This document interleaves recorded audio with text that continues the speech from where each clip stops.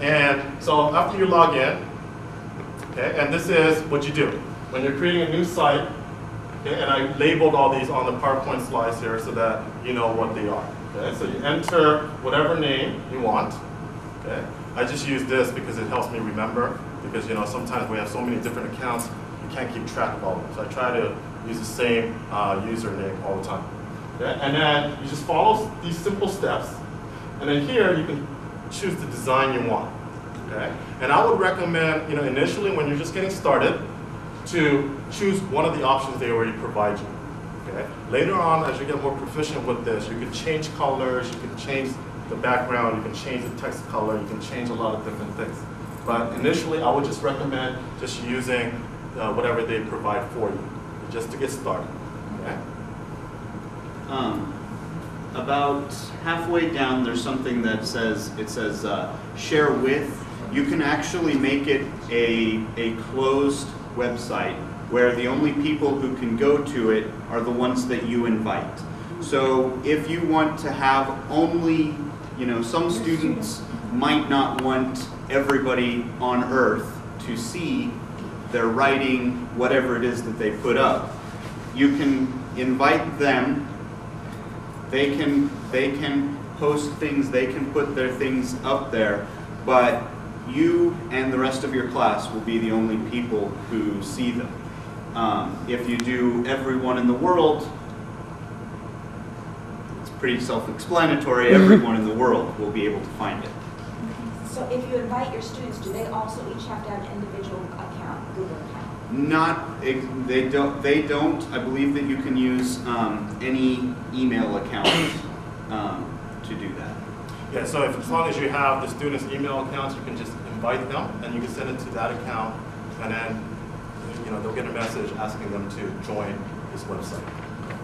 Okay, I'm not very different on this subject, but what's the difference between a website and a blog? A website is, usually a blog is part of a website. Okay. A blog is basically a journal or a diary online. I mean, as most kids have a journal of some sort, they write each day or whatever. That's the same thing as a blog, except the blog is online. What kinds of things do you have your students put on their website? Papers they've written for you, or what kind of things? What I have done with mine is I've had them, I actually have my students evaluate their speaking. I videotape them as they do presentations or in-class discussions. We have like a panel discussion. I videotape them and I have them evaluate themselves.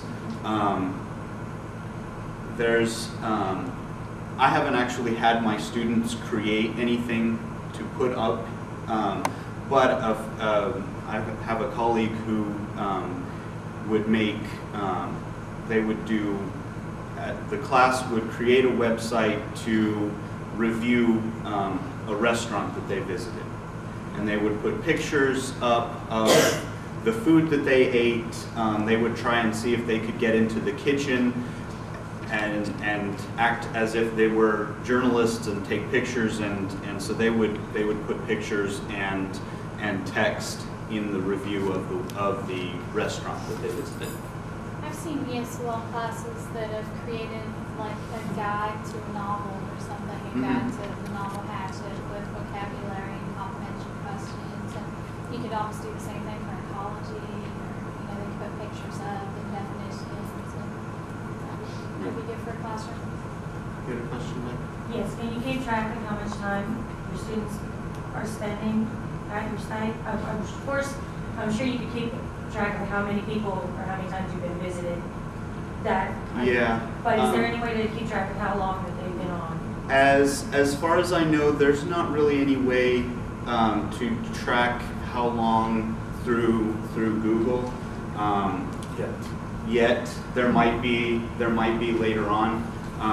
If you're doing it through, if you're doing the website and having them work on stuff at school, you can find out, what the address of the computer they're on, and you can find out that way how many times that computer visited or whatever.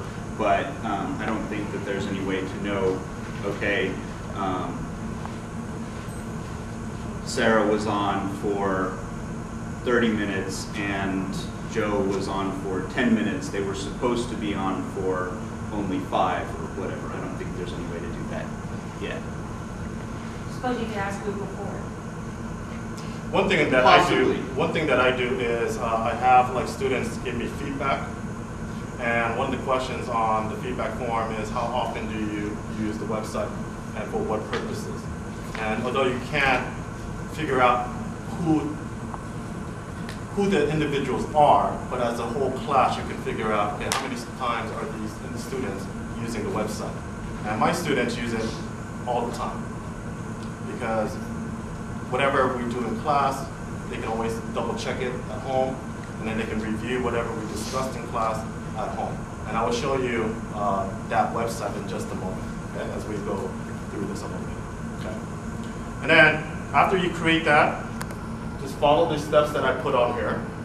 And whatever you do, if you ever have a problem, and I'm going to talk about this in just a moment, and you create a website and you're like, oh my God, this is disgusting, I don't want to use this, I want to do it again, you can delete this. Okay? You can always delete the pages that you create. Okay? And then these are just the tool functions, and as you can see, they're very simple. This is something that you would see on your Word program, Microsoft Office Word program. And here it has a navigation sidebar here. And this makes it really easy for people to navigate through your website. And I'm going to show you that in just a moment.